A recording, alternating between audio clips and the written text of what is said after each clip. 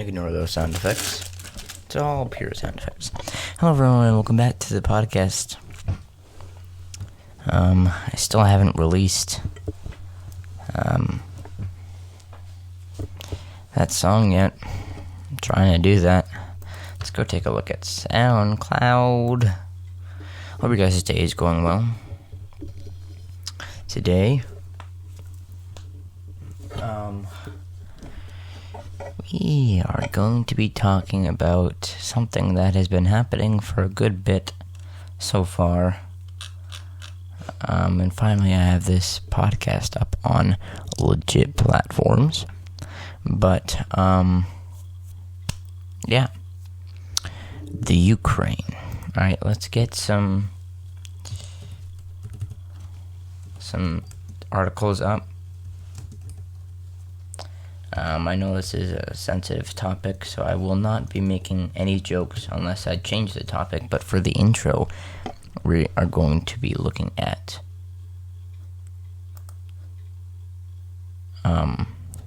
the Russia-Ukraine war. Now, this is a article from Vox.com, made, I'm pretty sure today. It was made at 8 a.m. March 5th today, but it says how the war in Ukraine could change history. A political scientist on why the fate of the global political order hangs in the balance. I don't know what. Man sits outside his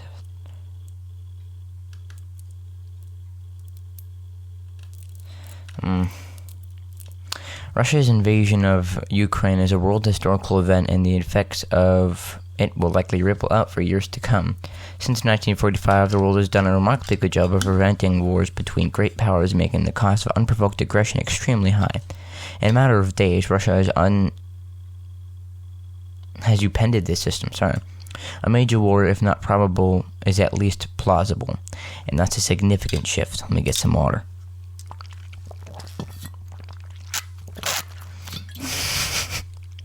Just gonna give you guys all of the sound effects. Ready?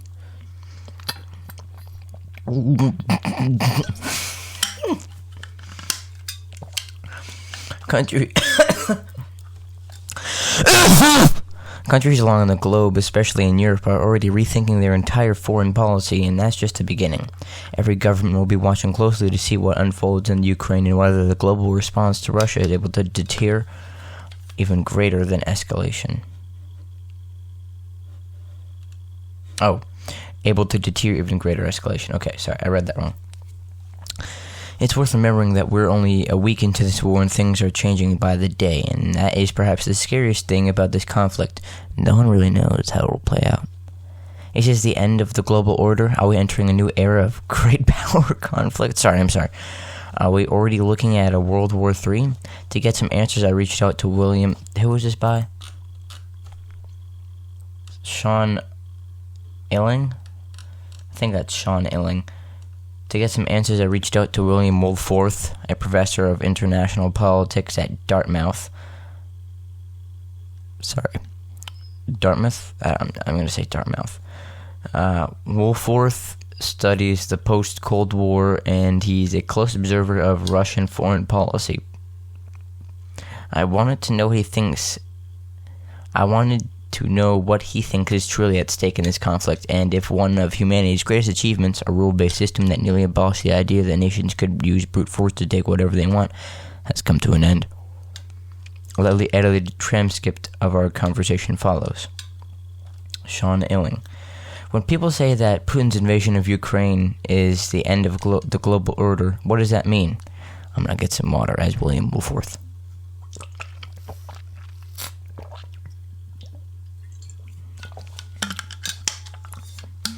When the Soviet Union fell, we saw a revived and expanded order based on a pretty liberal principles in most respects, and that was grounded on America's unprecedented position of power in the international system. Vladimir Putin has never liked this order, and it is the best way of interpreting what happens in Ukraine and Europe today is a struggle over that order. Okay. I hate to say it, but the fate of the global order hangs in the balance. That is what is being contested in Ukraine, because the post-Cold War order has been built on an architecture of security in Europe based on NATO. It was grounded on the principle that any state in neighboring NATO could join it except Russia. Russia never liked this, and it especially didn't like the idea of extending this order to Ukraine. To be clear, I'm not justifying Russia's behavior, I'm just explaining it. If they can succeed in at least forcing their order to stop, that will be, to some degree, a change from what existed after the end of the Cold War. Can they succeed?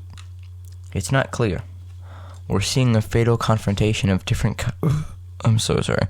kinds of power with different actors all concentrated on this struggle. There's obviously the Ukrainians fighting way better than we thought, and the Russians are fighting worse than we thought. Nice. But there's also this gigantic clash of economic statecraft happening between the United States and a huge array of allies. How that all plans, after this paragraph we're done, how that all plans out is still up in the air. What the terms of the settlement of this war will ultimately be are still up in the air, but underlying all of this is the question of whether Russia has the power to end the European order that has faced essentially since 1991. You guys could find this on Vox.com. Look up Sean Illing, and you'll probably find it. Thank you, Sean Illing and Vox, for this passage. Okay. So they said actors, right, guys? They said actors, or Sean Willing, or what? Sorry, William Woolforth said something about actors, and so this episode, I love how this transpired. This episode is going to be about crisis actors and crises. A crisis actor, I'll give you a definition. A crisis actor is a trained actor, role player, volunteer, or another person engaged to portray a disaster victim during emergency drills to train first responders such as police, fighters, or EMC personnel. Well, that's not a good definition, but a crisis actor would be someone who is paid to be in the right place at the right time by the wrong people, to basically act as another person to add on to the fear. Okay.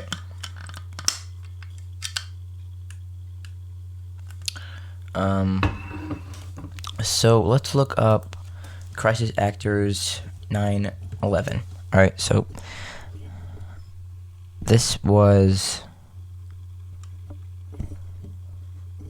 let's just look at this article by The Guardian about crisis actors. I'm sure this will give you guys more insight if you do not know already what crisis actors are. If you do, just listen up because you might gain more information. I would love if this computer could load correctly, though. That's really deteriorating on what is going on. But I guess we'll just have to wait.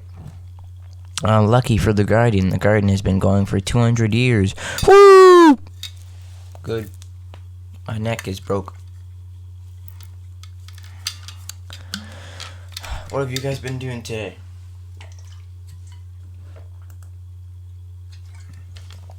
Oh, me? Well, I'm doing great. Thank you. Is this loaded yet? I've made some long podcast episodes. Let's just close that down. I don't need that open right now. Alright, let's go over to the crisis actors place from The Guardian. Happy 200th Guardian. And now it will not load. I do not need my files open at the same time as well. I remember hearing something about a shooting where there was crisis actors. I remember that. Thanks. Don't sell my personal information, but please do. This is by Jason Wilson. Wednesday, the 21st of February in 2018. Crisis actors, deep state, false flag, the rise of conspiracy theory code words. Okay, man.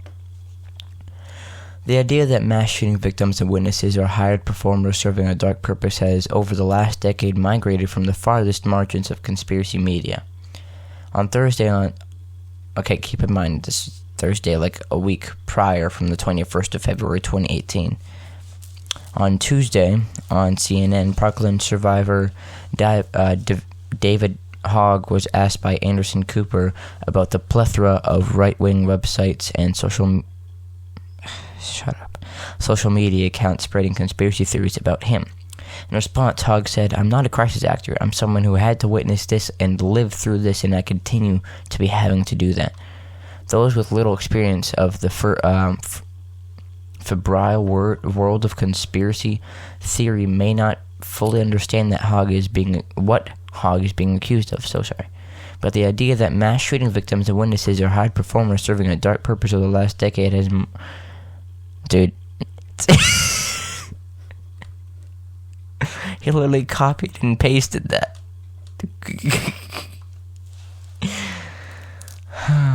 The idea that mass shooting victims and witnesses are hired performers serving a dark purpose of the last idea migrated from the farthest margins of conspiracy media. Thanks to a range of right-wing media actors, it is now much closer to the mainstream. On Tuesday, a Florida Republican's aide was fired after he suggested the survivors were actors. Okay, here's the email. I asked for more information to back up the claim, and I sent another email that linked to a YouTube conspiracy video by Alex Leary. Both kids in the picture are not students here, but wait, can I look at the... I can look at the thing. This is a photo from February 20th, 2018, from Twitter. I don't go on to Twitter often, but you can follow me there at Nighttime Music if you want to go ahead and do that. I used to be called Enigma Music, but then someone was like, no, you shouldn't do that, so I didn't do it. Alright, let's look at the photo. Let me look at the photo. Both kids in the picture are not students here, but actors that travel from various crises when they happen. Respectfully, Benjamin A. Kelly, District Secretary for Representative Sean Harrison, District 63. The first thing to understand is that the crisis actor conspiracy theory has a slender tie to reality. Crisis actors do exist, though there is nothing underhanded about them. They're simply performers hired to play disaster victims in emergency drills or wounded combatants in military exercises. They provide a degree of realism for people practicing for real emergencies further down the line. Except in this case, it means they're getting paid by the wrong people to be in the wrong place, to give fear to people. But in recent years, the term has been appropriated by conspiracy theorists, claiming that that the mass shootings are staged. Well, that is a big claim. Social media users, broadcasters, and even political staffers now routinely allege that events like the Parkland shooting are orchestrated by shadowy actors in order to affect some political... I'm trying to read and it's saying it's not responding. That's great. In order to affect some political goal. Lately, they are likely to nominate the deep state as a culprit, by which they mean segments of the intelligence community or unelected officials who are held to be working against Donald Trump and working towards the confiscation of regulation of firearms. I don't like talking about politics on the podcast. That's why I haven't. Right? That's why I haven't done that. Okay? But I'm very sorry for having to bring this in. I'm only talking about crisis actors because that's what this episode is about. And that's because of I don't mean this. I said that wrong. But what brought this fact into my brain, was the Russia versus Ukrainian war. Alright? I'm sorry for bringing politics into this, but there's no way that you can't bring politics into something that is a crisis or a tragedy. That's why it's called a crisis event, or just a crisis in general. Anyways, Google Trend searches show that the searches from the term in the last decade has spiked around the high-profile mass shootings. There was a small flurry earlier at around the time of the Tacoma Mall shooting near Seattle in 2005, but by far the biggest spike came at the time of the Newtown shooting, where 26 elementary school students and adults were shot dead at Sandy Hook School. I don't like saying that. By this time, conspiracy culture had already bedded down the concept of false flag attacks.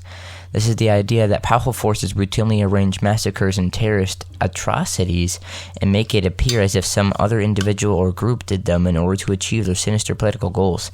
9/11 conspiracy theories had long asserted that, while it appeared that the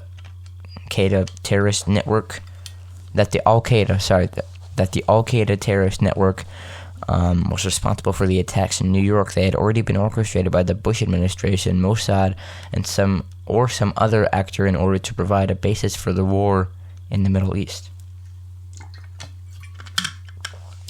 And I guess I'm sorry for making the first thing that I look up 9/11, like crisis actors 9/11, but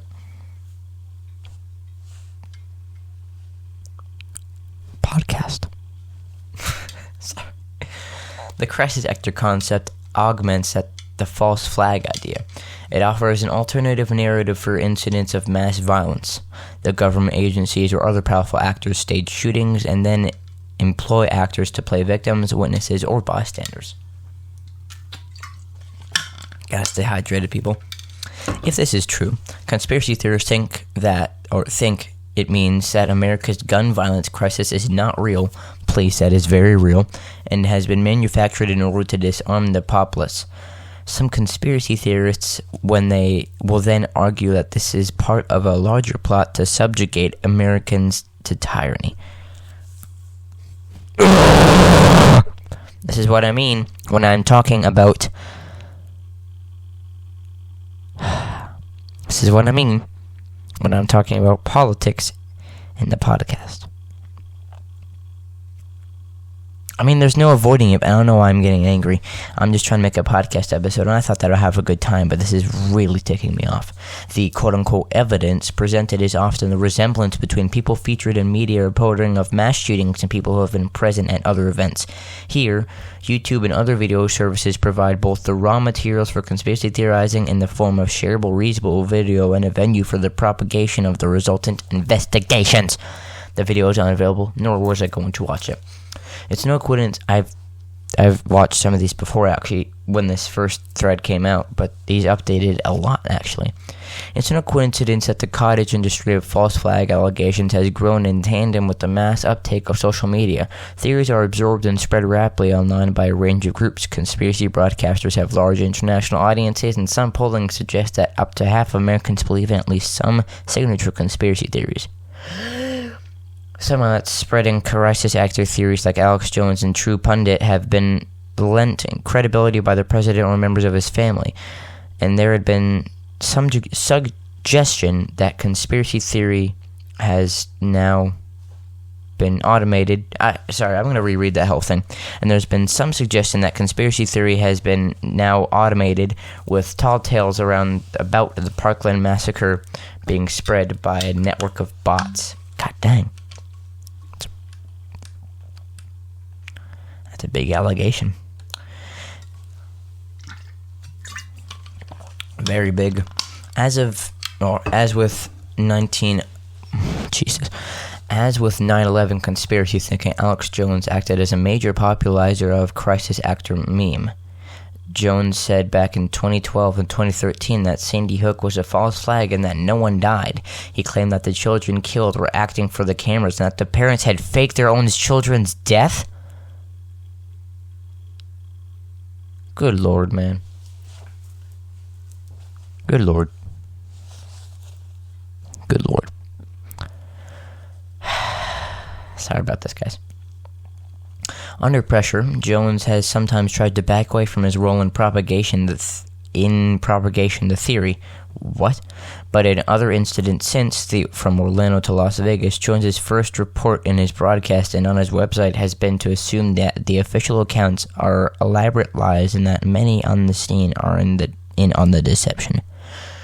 Jones and others take advantage of the inevitable confusion that attends complex events with like mass shootings to freely speculate the events and lodge their explanation in the minds of their audience. Excuse me.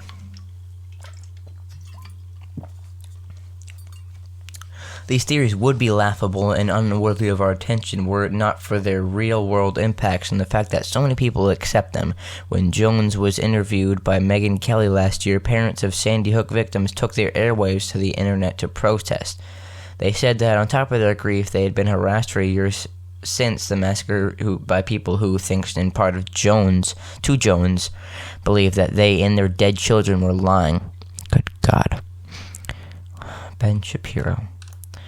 These teens who are bravely speaking out after the attack will not only have to contend with the conservative medium bottom feeders, questioning their competence to speak about the massacre. They will also have to deal with people who think that they are knowingly participating in an elaborate hoax. This article amended on the 22nd of February in 2018 to correct a misspelling of Parkland from Parkville. Parkville. Sorry, people.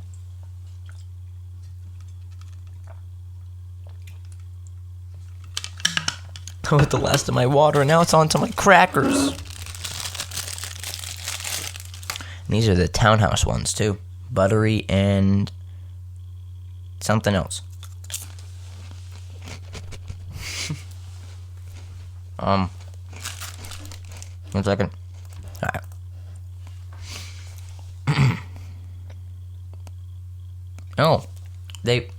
This is a totally different part of the article. It literally says that 2022 begins. This is a completely different part of the article. Oh. Never mind. Sorry, guys. This has nothing to do with what we just read, but yeah. Yeah. So, that's what crisis actors are. Let's look up the Parkville incident.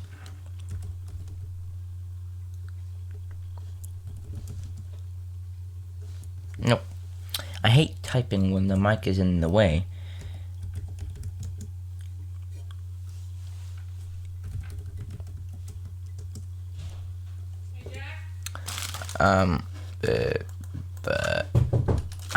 Bro, this is like the 7th time there's so many times that my grandmother, her dog, Lily, who is a very small chihuahua, has bolted out the door. Why not just get a fucking electric fence?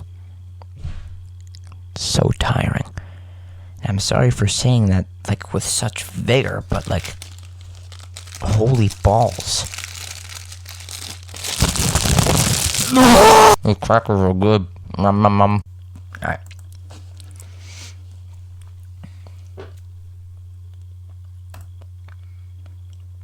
Dude, there is a lot of people, a lot of different Parkville shootings. What?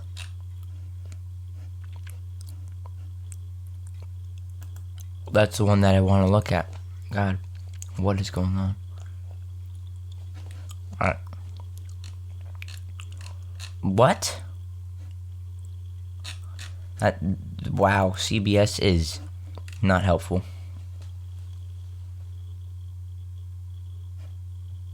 Hey, that was my birthday. What? People were killed on my birthday? That really stinks. My birthday is October 13th. This article is made October 13th, 2021. Family of 2 men killed over firewood in Parkville disgusted after no charges filed. Oh, yeah. Parkville, Minnesota, maybe? No, that might be Missouri. I don't know. We live in misery. Family members have 2 men killed in a double shooting in Parkville are expressing their disgust after a Plate County grand jury declined to charge a man. The deaths raised eyebrows back in February, and investigators shared that the conflict started over the sale of firewood. Quote, "The last words I heard were, 'I love you.' Families speak out after 2 dads..." end quote. Families speak out after 2 dads killed in Parkville over firewood. Plate County prosecuting attorney Eric Zand said, I was right, it was Missouri's. Stand your ground law may have been a rationale for no indictment coming down, but family members of the dead call the interpretation wildly inappropriate. The shooter, described as a 22-year-old son of the person who bought the firewood, followed the wood sellers in his vehicle to a portion of Highway 9 near the police stop convenience store. Both vehicles pulled over according to a news release. Let me close this news article out real quick. It would later tell investigators he was upset that they had been shorted on his family's purchase on a cord of wood that same day, February 10th. The men who died are 34-year-old Caleb? I think that might be Caleb. Caleb Lawson and of Kimberling City and 44-year-old Jonathan Lutz of Kansas City. This is a tragic case where two people are dead over just $200 in firewood, Zan said. One of the men who wound up dying, Caleb Lawson, got out with a gun. Some threats were made, according to the shooter. The gun was pointed at him. At that point, he reached back into his car and opened fire, ultimately killing two men. Zan said. Potential charges for the 22-year-old included murder or manslaughter. What the Plate County grand jury returned was neither, saying essentially that there's no probable cause to believe what a crime was committed, Zan said. Lawson is Caleb's brother. He said the situation does not make sense. So death. I don't like this, but that's what they were talking about. There was a Parkville school shooting, which was also in 2018. Made March 1st, this article by Joel Rose. Nicholas Cruz appears in court for a status hearing before Broward Circuit Judge Elizabeth Skeeler earlier this morning. He is facing 17 charges of premeditated murder in the mass shooting at Marjory Stoneman Douglas High School in Parkland, Florida. Could you imagine that being your... Friends, family, and neighbors were worried about Nicholas Cruz. So were social workers, teachers, and sheriff's deputies in two counties. As classes at Marjory Stoneman Douglas High School resumed 2 weeks after the shooting rampage that left 17 people dead, it is increasingly clear that Cruz, the alleged gunman, was deeply troubled. The 19-year-old was the subject of dozens of 911 calls and at least 2 separate tips to the FBI. He also came to the attention of the Florida Department of Children and Families. Despite warning signs stretching back over a decade, no one intervened to stop the Valentine's Day shootings. God. Cruz and his younger brother were adopted by Roger and Linda Cruz. The family bought a sprawling house in the affluent Fort Lauderdale suburb of Parkland, Florida. It was Parkland. I kept on putting Parkville because this is weird. Parkland, Florida in 1996. Roger, the patriarch, died when the boys were young, leaving Linda to raise the children on her own. When Cruz was just 10 years old, his mother called the police to the house. That call in 2008 was the first of a dozen times over the next decade she would summon law enforcement, often for help keeping her sons under control. Sheriff's deputies were called to break up fights between Cruz and his brother. Neighbors in the community recall seeing squad cars in the driveway frequently.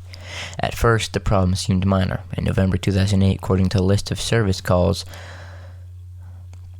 to the family residence released last week by the Broward Sheriff's Office, deputies responded to a report of Cruz throwing a rock back at another juvenile. This was March 1st, 2018. By 2013, according to that list, the calls to the deputies began detailing more violence. In November of that year, Linda said she was thrown against a wall because she took away an Xbox gaming system. In November 2014, deputies report Cruz using a BB gun to shoot a chicken. God dang. In early 2016, deputies were called after a neighbor's son saw a disturbing Instagram post that seemed to suggest Cruz planned to shoot up the school. At the time, deputies concluded that Cruz owned knives and a BB gun. They passed along that information to a school resource officer at Stoneman Douglas, but it was not clear whether any other steps were taken. is one of several incidents now under further investigation by the Sheriff's Office. Of the 23 incidents deputies responded to at the Cruz residence, 18 of them involved Nicholas Cruz, according to the Sheriff's Office.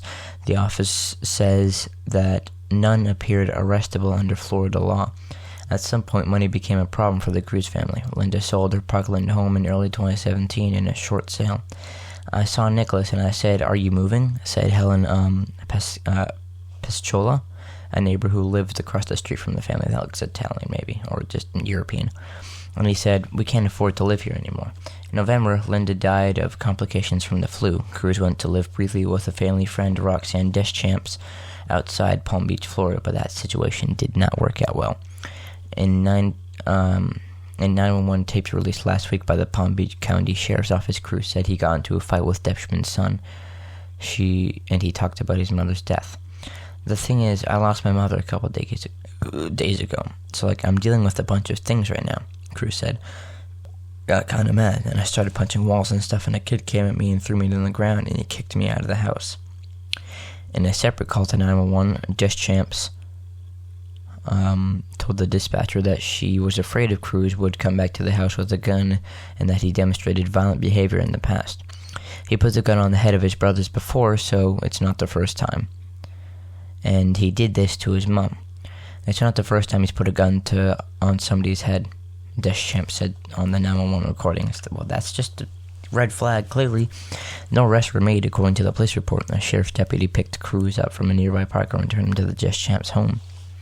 Cruz attended Marjorie Stoneman Douglas High School for a while, but was expelled for disciplinary reasons, according to Broward County Public School Superintendent Robert Runcie probably. And the Florida Department of Children and Families became involved with Cruz in late 2016 after he began cutting himself and posting images of the self-harm on Snapchat. Trigger warning, people. Sorry, I should have said something earlier. According to a report produced by the DCF, Cruz began harming himself after a relationship ended. The report also details a range of conditions with which Cruz was diagnosed, including depression. Ultimately, it concluded that he was not a risk to harm himself or others. In the aftermath of the shooting, students and faculty at Stoneman Douglas described Cruz as a loner. Those who knew him and considered him a friend, however, were caught off guard that he could allegedly carry out such a gruesome deed. "I can't wrap my head around it," said student Ethan True said. "We would just talk to each other like any other friend, and I know some other people that he talked to just fine also. And I don't know, just seeing his name is just weird. I don't know," he said, end quote. In addition to, exactly, it literally says so many warning signs. In addition to reports made to both the Broward and Palm Beach Sheriff's Offices, the FBI was notified about Cruz. The first tip came in September when a Mississippi bail bondsman who also makes YouTube videos alerted the FBI that someone left a disturbing message in the comment section of the video that read, "I'm going to be a professional school shooter." Weird and bad. The bail bondsman, Ben Benight, told NPR in February that he reported the comment as spam and alerted the FBI. "I think that any responsible and mentally sound human being would take a comment like that seriously, whether the person on the other end meant it or not," Benight said. The FBI visited the next day, but Benight told investigators he didn't have anything to add. The Bureau received the second tip on January 5th, weeks before Cruz allegedly carried out the shooting at Stoneman Douglas. The caller, who the FBI said was a person close to the suspect, warned that Cruz had a desire to kill people and worried about the potential of him conducting a school shooting. Desire to kill. Days after the shooting, the FBI said that protocols were not followed and that information should have been forwarded to the Miami field office. Governor Rick Scott has called on the Bureau's director to resign. Oof. Over the weekend, the governor, at the urging of some state lawmakers, directed the Florida Department of Law Enforcement to investigate local authorities' response to the Parkland shooting. Additionally, it came to light in the days following the shooting that the school's resource officer, who was an armed sheriff's deputy, did not enter the school building when the shooting took place. The officer had since resigned. And that's where we're going to end that read. This is getting to be a bit much, people. So anyways, we're gonna go back to crisis actors, because we've got more to look at.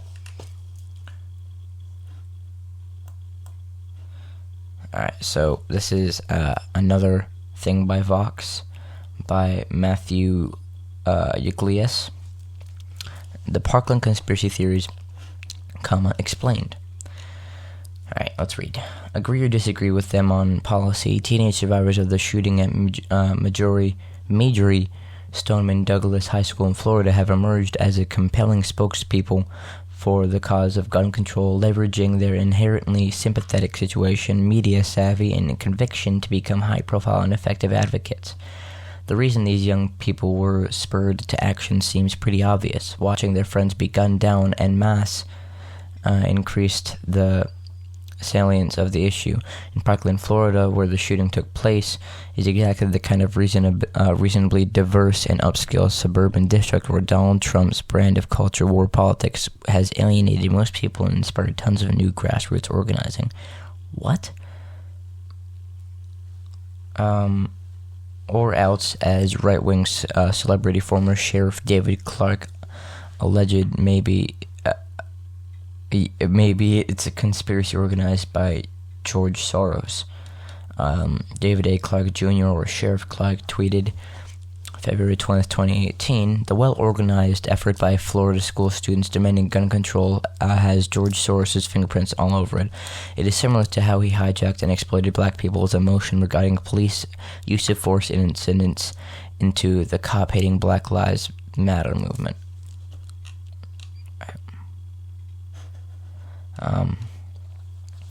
Donald Trump Jr., meanwhile, liked on Twitter the related conspiracy theory pushed by True Pundit and Gateway Pundit that the entire student movement is part of some larger anti-Trump plot at the FBI. Thomas Paine tweeted February 19th, 2018, a video. Outspoken Trump-hating school shooting survivors, son of FBI agent MSM, helps prop up the incompetent bureau. Trump Jr., as well as being at the center of the personal corruption that forms the heart of the Trump-era governance, has long been his father's bridge to the sleaziest portions of the right-wing internet. At the prominence of these conspiracy theories in the contemporary American politics largely reflects, I hate reading this right now, the unique pathologies of the Trump White House. The President of the United States is a well-known conspiracy theorist. Of course he is. Which raises the prospect that ridiculous ideas lurking in the darkest recesses of the internet could actually influence national policy. I love making this podcast, and I love doing the podcast episodes, but this is like so much. I don't like doing politics, and this is right now my least favorite episode. But beyond that, I mean, I love educating people if they don't know about this stuff. And maybe some people don't know about this, because I know I didn't know about the Parkland shooting. I know that I didn't know. So maybe there's obviously that possibility that other people did not know either. So I love educating people, and that's why I have education as one of the things for this podcast, one of the categories. I have education, self-help. But beyond that, the appeal of these specific conspiracies reflects something real. Spectacular mass shootings are not at the center of America's gun problem, but they are very much at the center of progressives, like the brand? No, progressives' political strategy for increasing gun regulation. Is it the brand? Politics ain't beanbag, and gun control advocates are under no obligation to disavow an ineffective tactic, but gun rights enthusiasts are not mistaken to see a somewhat manipulative strategy at work, even as their baroque conspiracy theories remain utterly false. The crisis actor concept has been gaining steam in conspiracy articles for years and refers to the notion that a secretive cabal of individuals is paid to travel around the country with its members posing as survivors of various newsworthy massacres to advance a political agenda. Yes, that's one of the photos. That's That's one of the photos there.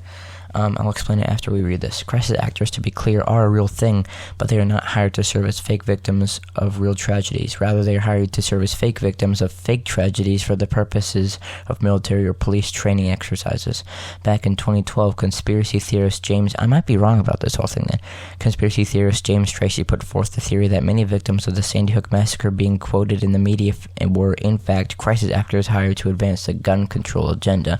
Tracy also advanced as a crisis actor theory in the Boston Marathon bombing. But the mass shooting version of the theory naturally has more legs since it intersects with the long-standing partisan political debate. And here's a photo of a lady in Aurora, a lady in Boston, a lady in Sandy Hook, and it says, is this the same girl at all three massacres? Which it really does look like it. Two actors appeared to have really kicked victim-related conspiracies into overdrive in the wake of the Parkland shooting. That's right. That's what the other one was, the Sandy Hook shooting. One is simply that the large group of survivor activists is more noteworthy than what we've seen from past events, but the other one is rising prominence of fairly outlandish theories of the FBI and the American right. What's indisputably true is that I'm going to go get some water. I'll be right back. I'm about to highlight this thing, so I know what to come back and read. Be right back. So I just talked with my dad, because my dad said to pop up here. I didn't know that he was at the apartment. I'm just playing. But I told him about what I'm doing for today's podcast episode, and I was telling him how much I am hating it. I'm joking. I am not joking. Anyways, let's continue. It's been a few seconds for you guys, but it's been like multiple minutes for me. What's indisputably true is that one of the leading spokespeople for the student activist, David Hogg, hey look, same name, is the son of a retired FBI agent. Family connection to law enforcement is not the kind of thing that has traditionally been viewed as discrediting in American life, and certainly not as discrediting in conservative political circles, but things are changing in the Trump era, of course.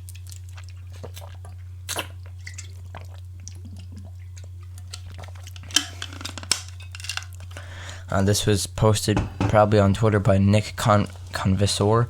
Can't remember the last time son of an FBI agent was deployed as a slur, which it's not. But alright.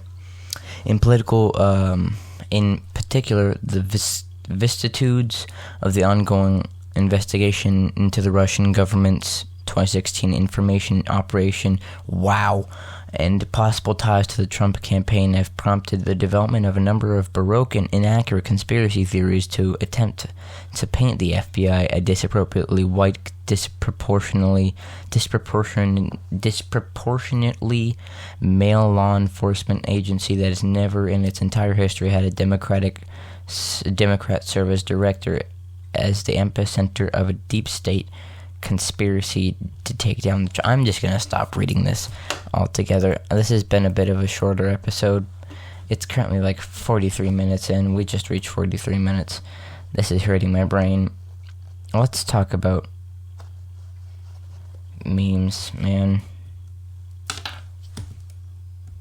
Memes. We're just going to look at memes.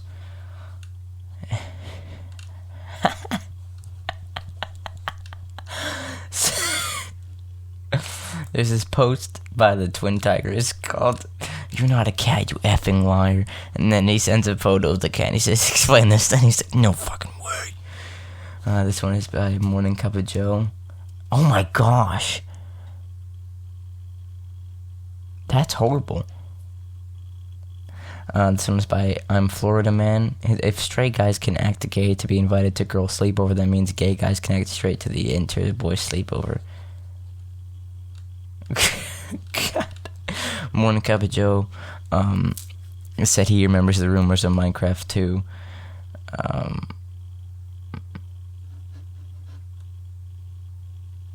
Okay. I'm just way too funny for you, Russia be like. That.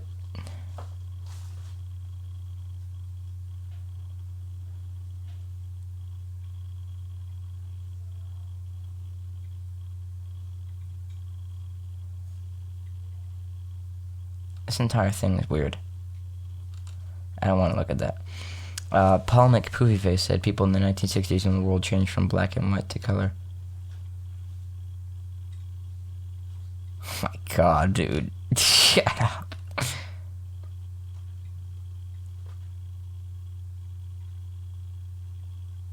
Oh my god, that was so funny. Anyways, guys, go check out memes.com, and then you'll find these things. That's going to be the end of today's podcast episode, and I've hated this so much anyways. I hope you guys enjoyed. If you did, make sure to come back for the next podcast episode coming up probably March 10th. I'm joking. As soon as these are possibly done, I get to upload them. So, check in hopefully daily. What? People... Oh, wait. Wait. Hold on. Whoa. Abby, are you... Abby! Sorry, my girlfriend is listening to the podcast. That's awesome. I love her. Anyways. Yeah. Yeah. Bye, guys.